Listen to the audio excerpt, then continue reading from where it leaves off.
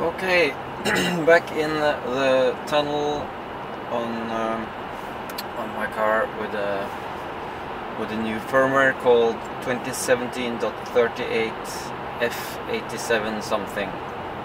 So my car has been on service for 4 weeks because of this rattling sound. There's a lot of secrecy around it because they wouldn't tell me, but I think Tesla engineering is on the case. But the rattling sound is not gone. They really changed everything. There's something in the front suspension making this sound. But now I got this new firmware. I drove it back from service. That's the only thing I've done. It looked quite nice. I had a loaner 70D AP1 car, which was not impressing me. It's not a fire and forget Autopilot one either, so I'm quite excited now to do this test stretch early Sunday morning.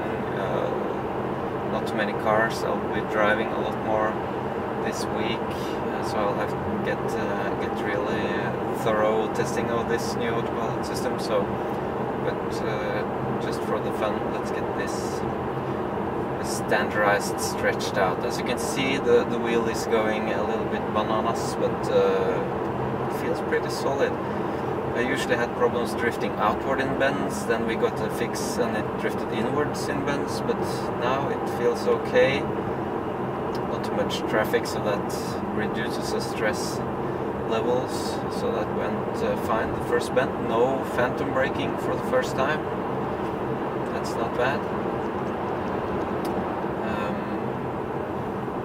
Yeah, it's going a little bit, correcting itself, staying pretty in the middle of the lane. Oh, close to the inside now.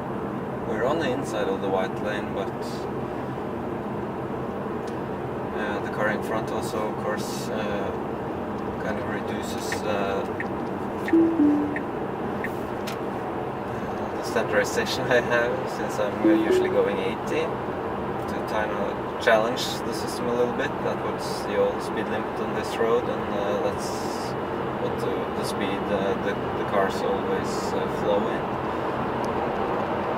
Close, but we're a bit too close. No, drifted a little bit outward in a bend. That's okay. Of course, one of the things I really miss on my Autopilot 2 system is that we don't have auto lane change on this road. There's some map issues here that will render this road as a non-eligible for auto lane change, but Autopilot 1 has it, so I guess I have to send a mail to somebody to see if they can unlock that, because it's plain silly. It's one of the better passes I've done with the Autopilot 2 system on this road, I would say.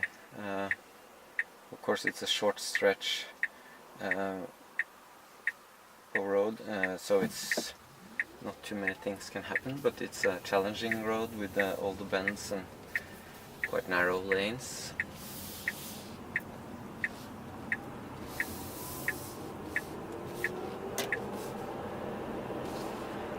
It's really good to have my own car back. I must say there's a difference between these 2015, 2016 loaner cars and my car, which is quite a lot more less road noise, I would say. There's still wind noise from the windows, but okay. Here you can see that they have just started putting on new pavement, and the lane markers are so-so, but the car still keeps itself pretty centered. It's not bad. Of course, with this new pavement there's no sound at all. Not so much drifting, keeping itself more in the lane. That's what I also noticed when I came back from service. But okay, no lane markers at all. Car was a bit uncertain, but It seems they have increased the rate of turn of the car. Oops. Well, I can't hold that one against it. There were no lane markers at all, but look now. No speed sign recognition. One thing I noticed, which is the difference between the AP1 cars and the AP2 ones, are that in the display here,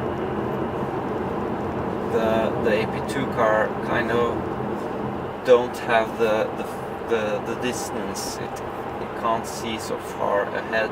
It seems that the road in the AP1 car narrows a bit more and goes further into the distance. So if that's an illusion, I'm not sure, but I kind of feel that the AP2 car just use a normal field of view camera now, and not the one called narrow, but which in my view as a photographer is more a tele field of view. The point is, it's not. The point is that it's not that the field of view is narrow. The point is that it looks further into the distance like a telelens.